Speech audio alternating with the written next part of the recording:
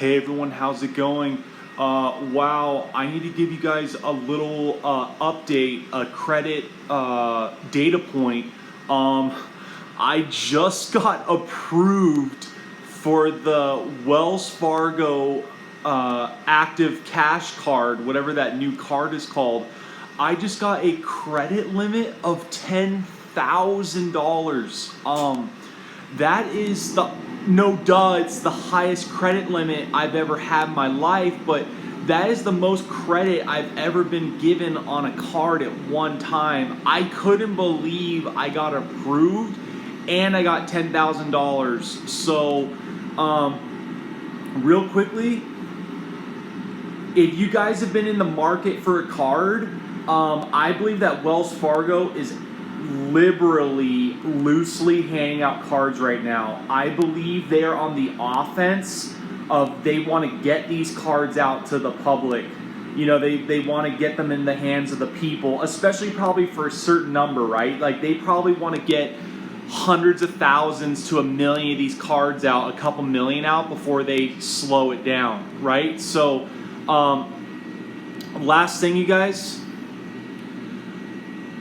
My whole life, I always wanted a Chase Freedom Unlimited for the last couple years, or a Citibank Double Cash. Those were kind of the gold average standard for normal credit cards. But now, credit cards have kind of changed where other companies are taking those on, such as one of the best credit cards right now is the Citibank Custom Cash, that new 5% back credit card. But anyways, you guys, I can't believe it. I gave up on the Chase Freedom Unlimited because in my life for the last 3 to 5 years, over time, I have applied to the Freedom Unlimited three different times. Every time I've been denied. So I have given up on that thing. I am never applying again for a Chase Freedom Unlimited until I'm a lot older and I have like impeccable, excellent credit, right? Capital One has always been the most liberal and generous of all the card companies. I mean, Capital One, all their cards, whether it's a Platinum, a Quicksilver, or a Saver One, has been some of the easiest cards to get. Capital One is the most credit cards I've ever had from one issuer, where I literally have 3 to 4 cards at once from Capital One. Discover is not as liberal, generous as Capital One, so I would call Discover just slightly under them. Like Discover's like a medium to medium high of generosity. But yeah, Chase Bank, you guys, JP Morgan Chase credit cards, they're very conservative in giving out their cards. Like they generally don't need your business, right? Like Chase always tries to find a reason that they can deny you, right? Like they want to find a data point where they can deny your application. Like Chase will, maybe you don't make enough income, or you've opened too many credit lines within the last 12 to 24 months, or you have too many hard inquiries, or you have a negative report on your credit. Citibank, I'm not too sure. I've never had a Citibank credit card, but Citibank is definitely on the more conservative side of credit issuers. I don't know if they're as strict as Chase, but they're pretty close, right? Chase and Citibank are some of the hardest credit cards to get. And as you know, Citibank has some of the best credit cards you can get, of the Diamond Preferred, the Double Cash Everyday card, and the Custom Cash, that new powerful credit card. Anyways, you guys, for some last quick data points, last thing, thank you for listening to this video. I recently just paid off all my debts. I'm debt free. That's why my FICO is just rocketing upwards. My FICO 8 is the highest it's ever been in my life.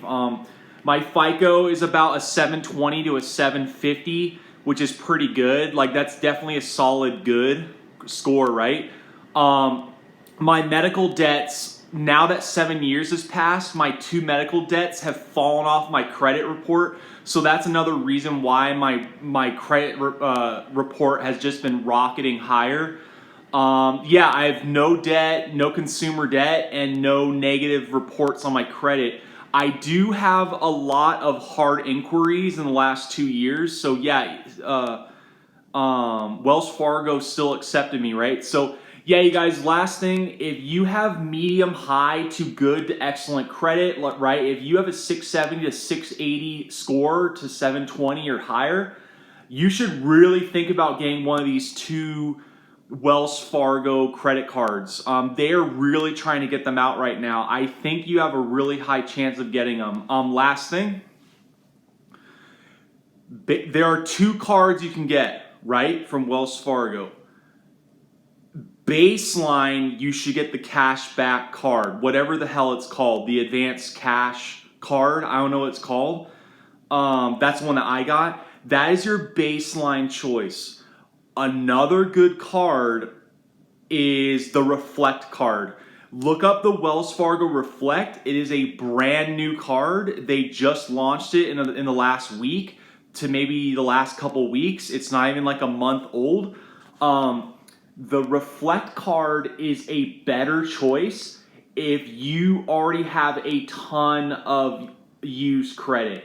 If you already have debt, right? Like if you have a couple thousand to 5,000 to 10,000 in credit card debt or auto loan debt, the Reflect card is definitely a better option. Look up the Reflect card. I don't have any debt.